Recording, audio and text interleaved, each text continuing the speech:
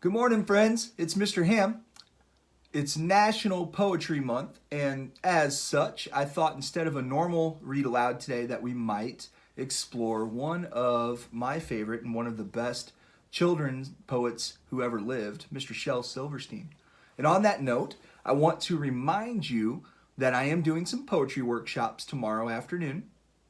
If you are interested in participating and getting some help with the Callaway County Youth Poetry Contest, email me at jham@nc.k12.mo.us and I will get the Zoom link sent out to you so that I can give you some assistance with that contest.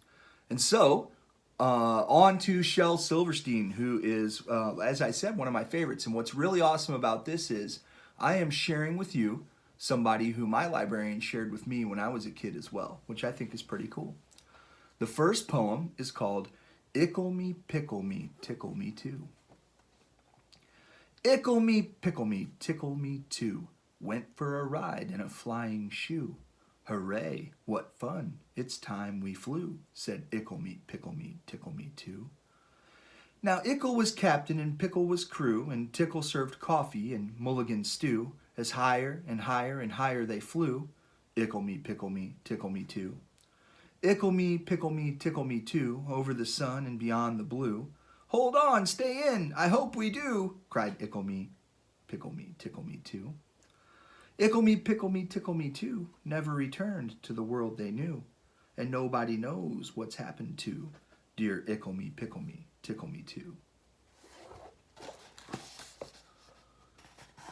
What's great about Shel Silverstein's poems is they're so fun to say out loud because they have such rhythm and rhyme. This one is called Boa Constrictor.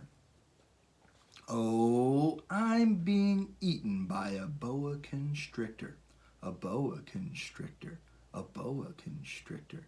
I'm being eaten by a boa constrictor, and I don't like it one bit. Well, what do you know? It's nibbling my toe. Oh, gee, it's up to my knee. Oh, my, it's up to my thigh. Oh, fiddle, it's up to my middle. Oh, heck, it's up to my neck. Oh, dread, it's up to my... That's a fun one. Let's see, what else do I have here? How about a recipe for a hippopotamus sandwich? A hippo sandwich is easy to make. All you do is simply take one slice of bread, one slice of cake, some mayonnaise, one onion ring, one hippopotamus, one piece of string, a dash of pepper, that ought to do it. And now comes the problem, biting into it.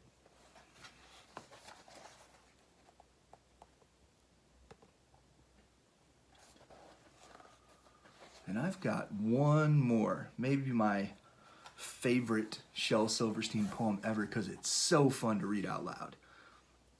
Sarah Cynthia Sylvia Stout would not take the garbage out. Sarah Cynthia Sylvia Stout would not take the garbage out.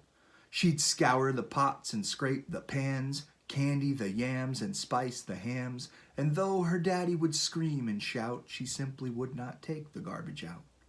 And so it piled up to the ceilings, coffee grounds, potato peelings, brown bananas, rotten peas, chunks of sour cottage cheese. It filled the can, it covered the floor, it cracked the window and blocked the door with bacon rinds and chicken bones, drippy ends of ice cream cones, prune pits, peach pits, orange peel, gloppy glumps of cold oatmeal, pizza crusts and withered greens, soggy beans and tangerines, crusts of burned black buttered toast, gristly bits of beefy roast. The garbage rolled on down the hall. It raised the roof, it broke the wall.